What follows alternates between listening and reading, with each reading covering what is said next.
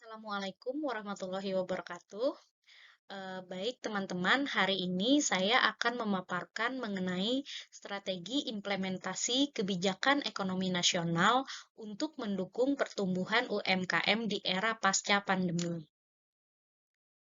Latar belakang, dalam menghadapi cobaan berat akibat pandemi COVID-19 kemarin, sektor usaha mikro, kecil, dan menengah atau yang dikenal dengan UMKM di Indonesia menjadi fokus utama pemerintah.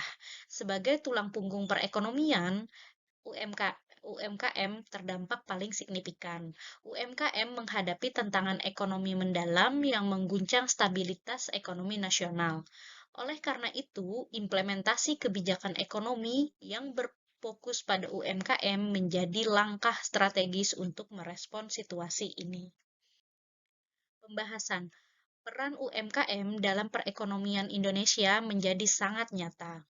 Data menunjukkan bahwa UMKM mencapai 99% dari keseluruhan unit usaha, berkontribusi sebesar 60,5% terhadap PDB dan menyerap 96,9% tenaga kerja nasional.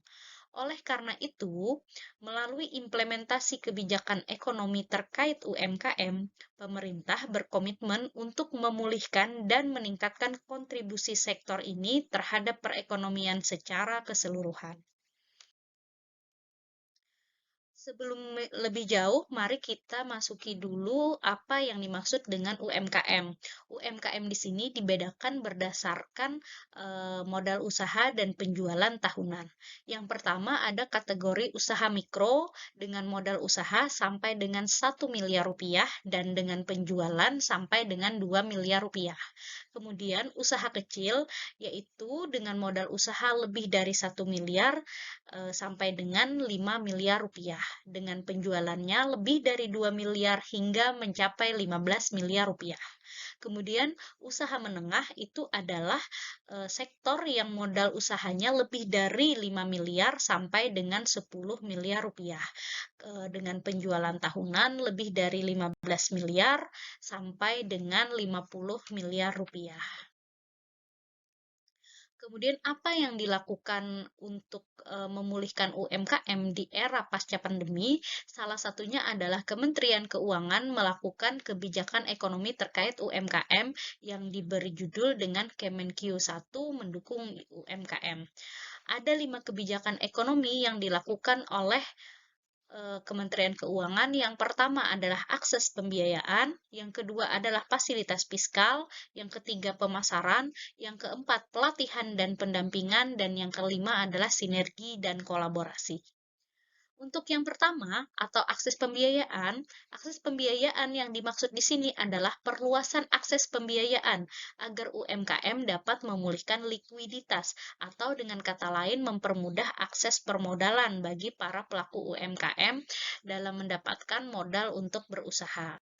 Kemudian yang kedua, fasilitas fiskal. Fasilitas fiskal di sini maksudnya adalah untuk mempermudah pelaporan pajak secara daring bagi pelaku UMKM, yaitu untuk meningkatkan ketaatan terhadap pajak, juga menyediakan fasilitas kepabeanan. Yang ketiga, pemasaran. UMKM disarankan atau diajak untuk bergabung di dalam DigiPay pemerintah dan juga e-commerce lainnya.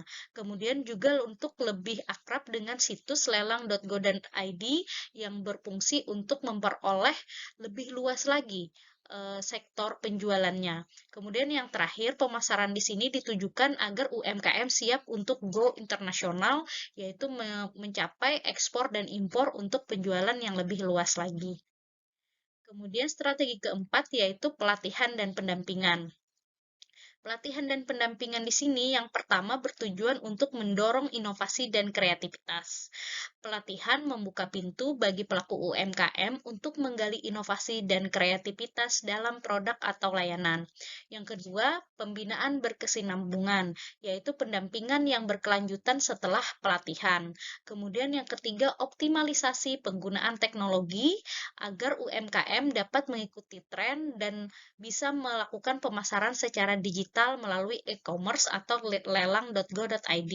Kemudian meningkatkan kepatuhan regulasi, kemudian meningkatkan daya saing UMKM, Dan yang terakhir adalah membangun jaringan dan kolaborasi di antar pelaku UMKM. Kemudian kebijakan kelima yaitu sinergi dan kolaborasi, di mana baik secara nasional atau regional seluruhnya mengkoordinasikan adanya showcase atau event. Kemudian yang kedua, pelaksanaan showcase atau event tadi dilakukan dengan mengundang UMKM di seluruh wilayah baik secara nasional maupun regional. Kemudian yang terakhir, baik secara nasional maupun regional di wilayah masing-masing dibentuk Pokja agar mendapat kesepahaman yang sama mengenai penanganan UMKM pasca pandemi COVID-19.